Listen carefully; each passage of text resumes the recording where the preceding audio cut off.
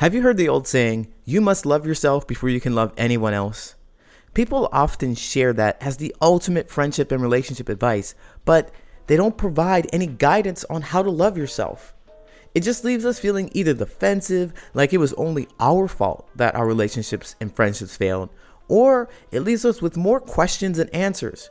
How do I love myself? What are the steps? Where do I get started? That's why I want to invite you to a 3-day virtual conference, Love Yourself First, How to Develop Supportive Friendships and Meaningful Relationships. For 3 days from February 10th to the 12th, join me and 5 other amazing coaches, experts, and professionals for this empowerment event. At this virtual conference, you'll learn the secrets to loving yourself so that you can create lasting connections that will enrich your life. Tickets are on sale now. If you use my promo code Patterns Special, you'll receive exclusive access to hidden special tickets. And these tickets are only available with my promo code. So get your tickets sooner rather than later. Also, because we know you'll want to share this love with a friend, if you buy 2 tickets in a single transaction, you'll receive a 50% discount on the second ticket. That's right, you'll receive half off the second ticket.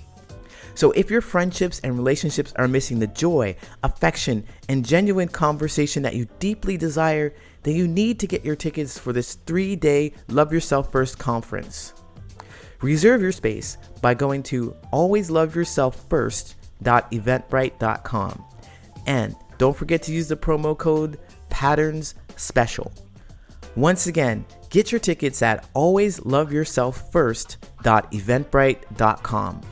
and use promo code Patterns Special to get your special promo tickets. I'll see you there. Hey, what's going on? My name's Coach Lee Hopkins. My pronouns are he, him, his, and you're listening to the Patterns of Possibility podcast. This is a podcast dedicated to helping you replace harmful patterns with new possibilities. In each episode, we'll explore topics that inspire you to be yourself, live your truth, and make lasting friendships. In this episode, I'm going to address the root cause of why we're having so much trouble making lasting friendships. Are you ready? Let's go.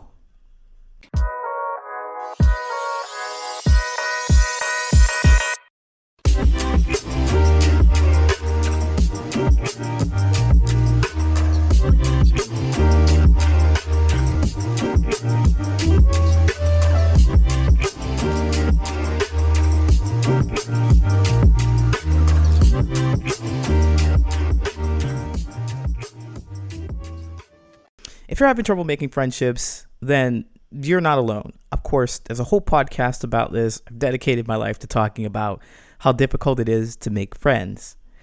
And I think it's by design. Stay with me here on this short conspiracy theory that I have here. But stay with me.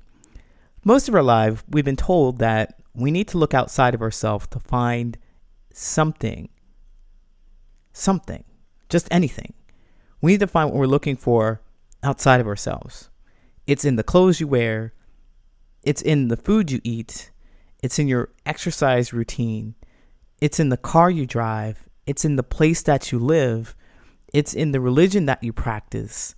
Whatever it is, whatever you're looking for, the connection, it's outside of you.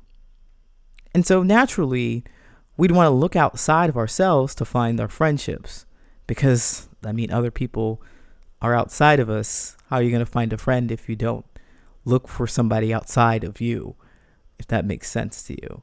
But stick with me here. We're looking for fulfillment in other people. And society has told us, in order to find said fulfillment, we have to watch what other people are doing, emulate them, and then we will be connected to them.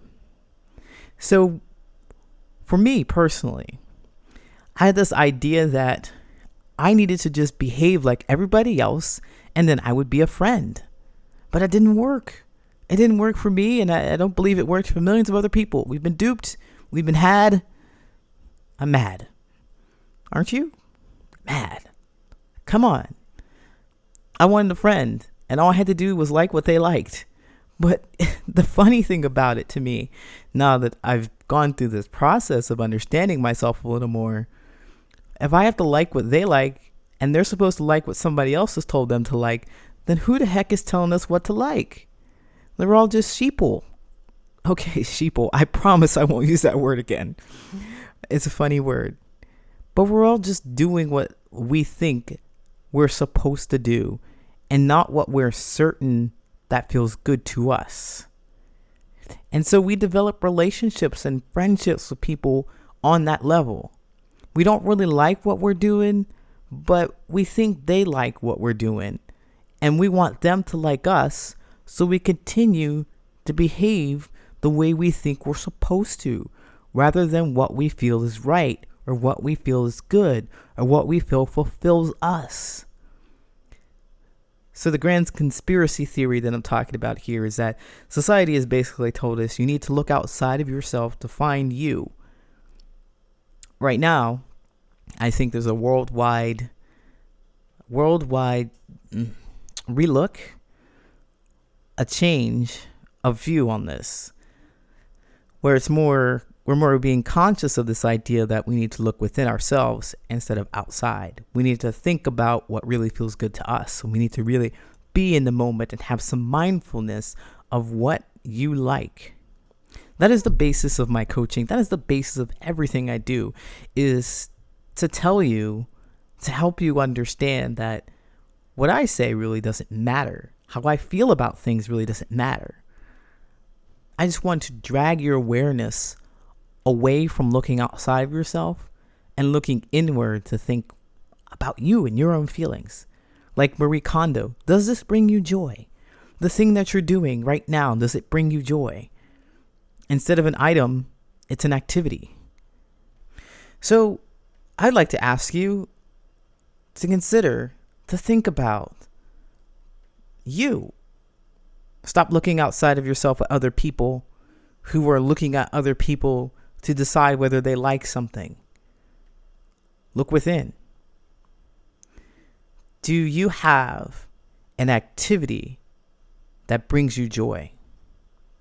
And I consider an activity that brings you joy something that you would do all by yourself. You would do alone. You would do it if people were watching you. You would do it if people were making fun of you. You would do it if people threatened you not to like it. That's important to note. Once you have discovered what that thing is, the thing that you want to continue talking about and that you will not shut up about, that you enjoy so much, it uplifts your spirit, uplifts your heart, that you have to tell other people that, well, it doesn't matter if they're going to shame you or blame you or tell you that your idea or your activities for little kids, it's not appropriate for you, and try and tear you down to change your feeling about the activity that you are doing. If you have absolute joy for it, then continue to do that. Radiate it. This is one of the core concepts that I share with you so that you can make friendships. Because the joy is something that we just can't turn off. When we humans find joy, we radiate it and we run towards it. We continue to recreate the joy that we feel. Just like fear is the opposite. We run away from it. It's human nature to run away from fear and to run towards joy. We continue to seek pleasure and excitement and fun. We run away from those painful things because we dislike them. We don't want to have them. It's impossible to hide your joy. You are going to be miserable if you do. So that brings me to friendships. What does it have to do with friendships? Well, if you're around people who are constantly telling you that whatever brings you joy is not suitable, it doesn't bring them joy, they don't like it, then that is their problem. That is not your problem. It is only your problem if you believe that you must like what everybody else likes. You must be concerned with their feelings. You must make sure that they're comfortable. What happens to you, though? What happens to your joy? Because you can't celebrate yourself and your excitement, You can't celebrate the activities that bring you joy, love, peace, because somebody else doesn't like it. You are going to be miserable. You are not going to be closely connected to these people. What you will learn is that you should hide your feelings from them. And let me tell you, if you can't share the most joyous, fun, and exciting parts of your life with people that you're supposed to be friends with, your body, your mind will be conditioned not to share anything else. Guaranteed, not anything else. You just won't feel safe doing it. Your brain will be like, stop. Don't tell them about this painful thing that happened. Don't tell them about the breakup. Because imagine, they didn't like the thing that was fun for you. What do you think they're going to do if they hear about something that already hurts you? They're probably going to hurt you even more. It's not going to feel good. Stop. Your brain and your body's going to stop you. And you're going to end up talking about them and about your experience to other people. Like me, I did that. I was conditioned. I was actually one of those people, truthfully, I was actually one of those people that would be like, oh, you're expressing joy? There's no joy here. I'm not happy. You're not happy. We're going to fix that real quick. You're not happy. You're not going to be happy unless I do something that makes you happy. That was my own programming. And I'm comfortable with saying that out loud. I'm comfortable with sharing that with you because I know that's a process that we go through when we're so much in the dark and so used to people pleasing or trying to get people to care for us.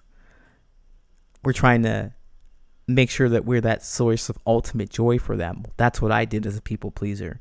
I wanted to make sure that I was a source of ultimate joy because unconsciously I knew how powerful joy is. And if you have it without me, then I am nothing. I didn't want to be nothing. But this is where we get security. This is where we get secure friendships from. This is where we get deep, meaningful friendships, is that we don't rely on others to support us. Not supportive, but supply us with joy. Because that stuff self-manufactures. You got it in you. Everybody has it in them. We just have to be comfortable with knowing that we can create it. With not looking outside of ourselves to other people, thinking that they know how to make the joy. They know how to do the thing, and I don't. So I better follow them. I better smile when they smile. I better wear the clothes they wear. I better eat the food I better do all the things that they do so that I fit in. Well, somebody told them that they need to do all the things too. When will you decide to do the joy thing for yourself? Well, I hope that it's now. I hope that it's today. I hope that you start recognizing what's important and special to you. What are your own feelings?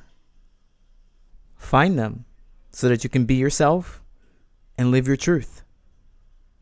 I'll be right back with the Answer Reddit friendship advice question. Do you feel like you've outgrown your friends and want to find new ones? Do you want to talk about why your friends suddenly stopped trying to hang out with you? Are you facing a friendship breakup and you feel alone and you need some support? Well, I can help. My name's Coach Lee. I'm a friendship coach and I help people make lasting friendships. I'm currently running a New Year, New You special. If you want to make a change in your friendships but you don't know where to start, I've got you. This special is 60% off my regular 60-minute coaching sessions. That's more than half off of the regular coaching sessions. For 60 minutes, I ask that you bring an open mind and honesty to our conversation, and I will provide you with a safe space where you can share your feelings. You will be heard and validated. However, I want to let you know that this is not a venting session. I wouldn't be doing my job as a coach if I didn't provide you with the insight and empowerment that you were paying me for. This call is for you if you suddenly had a shift in your friendships and need help figuring out why. This call is for you if you feel uncomfortable talking to your friends right now about something that's happened in your friendship. This call is for you if you want to stop feeling like you're less than and build supportive, meaningful friendships. Go to patternsofpossibility.com to find that New Year, New You special and book your call today. Better hurry because the offer ends on January 31st. Is it weird?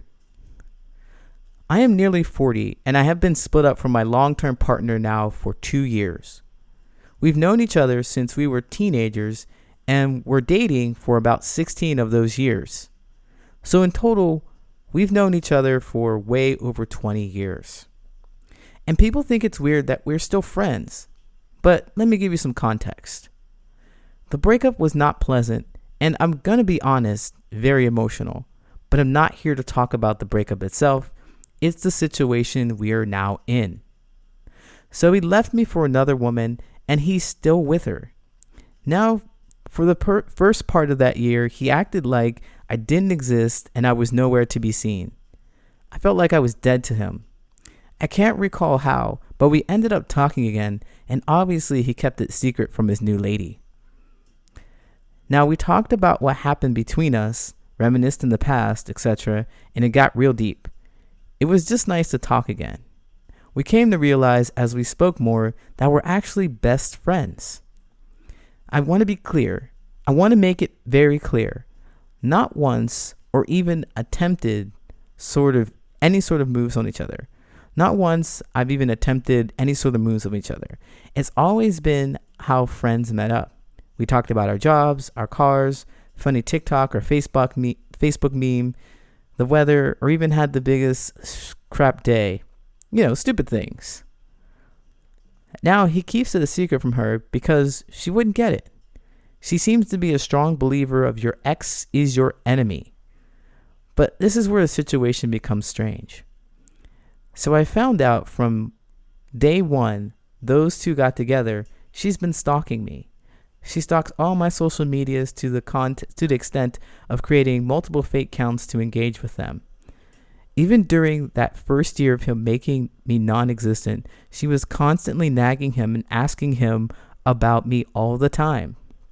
I don't understand why she's so mad and obsessed with me when he left me for her. I didn't do anything wrong. I have no interest in her. I've not even spoken to her or engaged in any sort of argument with her. She's just always sending me essays of text messages through social media that she hasn't blocked me from. Any knowledge I do have of her, I haven't asked for it. He's generally just told me, just because of a question I might have asked, like, how was your day? She has now found out about me and him talking again, so shit has hit the fan basically. Constantly arguing with each other and sending me messages, saying it's weird that we're friends, etc. I get that she's upset that he lied to her. The fact is, he shouldn't have lied to her about it in the first place. That he should have accepted who his friends are, but she just doesn't. I don't know how to justify her moves though, because she secretly put listening devices on his phone and been listening to any conversation he may have had. She just put a GPS tracker on him. She continues to stalk me online too. It doesn't seem to end, and personally to me, it feels like the relationship is toxic, but I'm going to put it under the stereotype of just being the quote bitter ex, so my opinion or feelings aren't going to matter regardless. When generally I am concerned for his welfare and mental state. Why am I concerned? Because I care about him. We are best friends. I don't really know why I'm asking Reddit. I just need to get this off my chest. But I don't think it's weird that we're still friends. That's the end. I don't know. What do you think? Now, see, honestly, the question was in the title. Is it weird? But is what weird? Specifically, is it weird that you're friends? No, I don't think so. Based on this little bit of context that I have right here, it's not unusual that you, a person that you've known almost as long as, longer than you've not known him. You've known him for 20 years and you were teenagers when you met. Of course, you'd still want to stay connected to them because there was something special and important about the relationship that you had that you still want them to be a part of your life. I don't think it's unusual. You say it's weird as in looking for perhaps somebody else's judgment upon it, looking for validation that what you're doing isn't right for you. But it is. If it feels right for you, then heck yeah, it sounds like what you're going through and what you're having here is normal stuff. It's normal stuff. You're used to it and you're comfortable with it. By the tone of this letter, it just seems like, yeah, the ex left you for somebody. You didn't say they cheated on you. You didn't say that something else happened. I don't know the details. Maybe you left some of those out for whatever reason because you didn't want to focus on that. You said it was terribly emotionally painful, though, and perhaps you don't want to let go. And that's understandable. We do this all the time. You've known them for 20 years, over 20 years. You'd want them to stay in your life. You don't want that to be over. So it makes sense that you would do what you could to.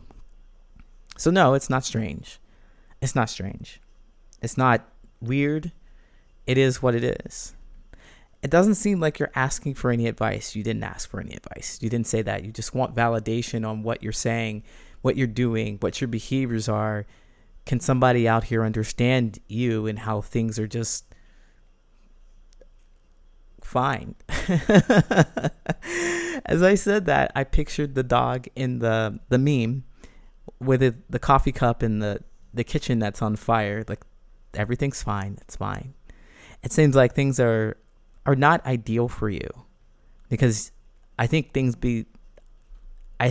would be ideal for you if this person wasn't your best friend, but they were your romantic partner, or at the very least, if they were not your friend in private. But I imagine the kind of conversations that you have with each other, and they seem to be very emotionally draining, because he's constantly talking about his frustrations with her to you. That would make anybody insecure, I think. But, the ex is already insecure. I want to be careful not to look at these other people, these characters. I just want to look at the person who wrote this letter. It's easy to try and figure out what other people are doing and triangulate and be like, oh yeah, the ex is probably this. The girlfriend is probably that. Yeah. It's really easy to try and triangulate, but that doesn't help anything. It's important to understand what you are feeling in this situation, because that's the only thing that matters, because that's the only thing that you can change. Knowing how other people feel, it's important, but not as important about what you're tuning into.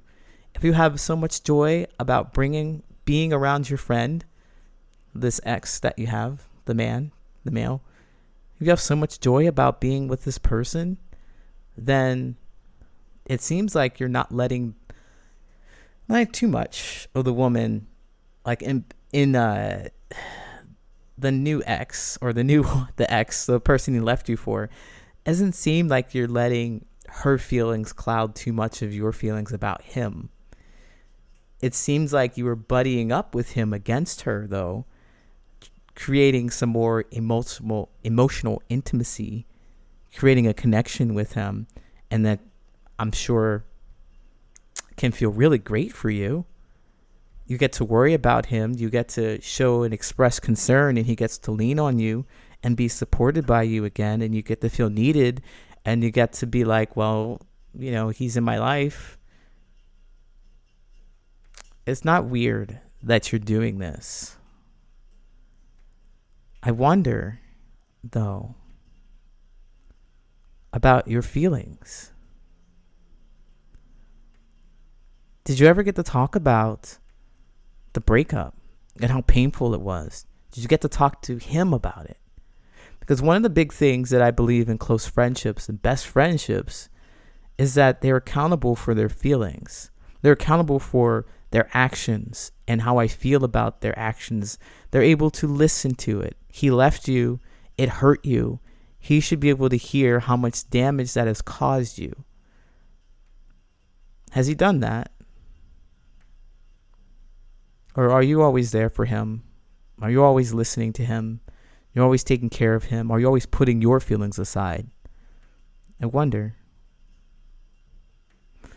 Redditor, the person who wrote this, I really appreciate your candidness, because I'm not that much older than you. I'm probably around the same age.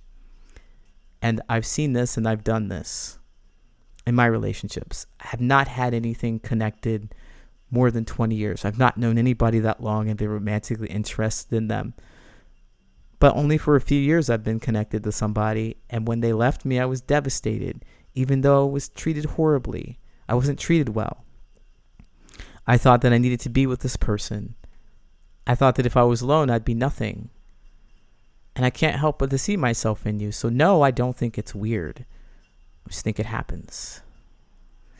What I would encourage you to do is spend some time away from him.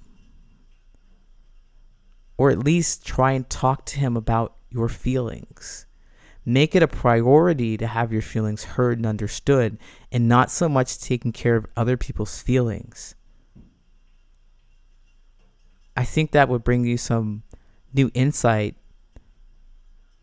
And although it may be scary, you'll find yourself in a happier, more joyous place. And it won't be weird. I hope this helps.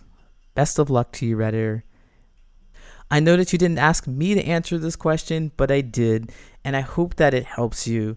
Thanks so much for writing in. If you have a question that you would like to ask me, please email me at patternsofpossibility@gmail.com or post here on Friendship Reddit Advice and tag me. I'm brilliant and resilient. You can find me, brilliant and resilient.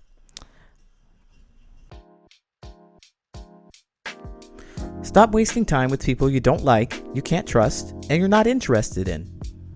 Join the Patterns of Possibility Discord server and start making real, meaningful friendships.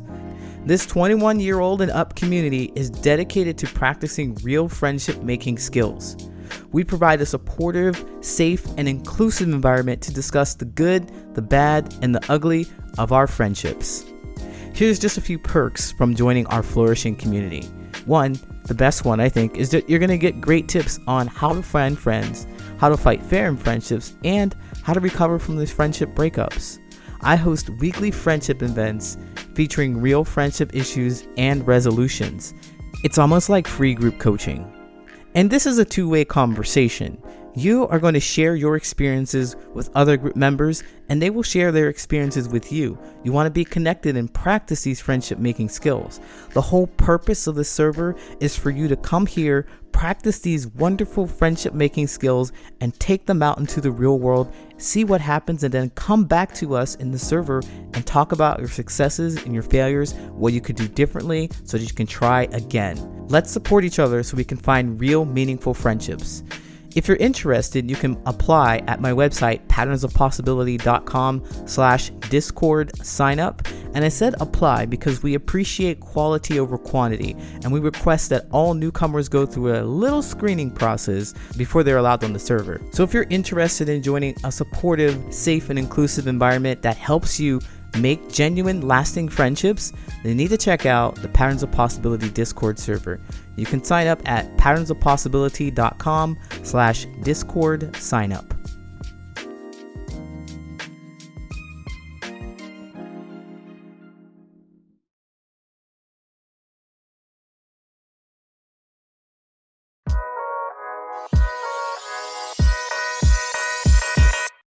My name is Coach Lee Hopkins, and you have been listening to the Patterns of Possibility podcast.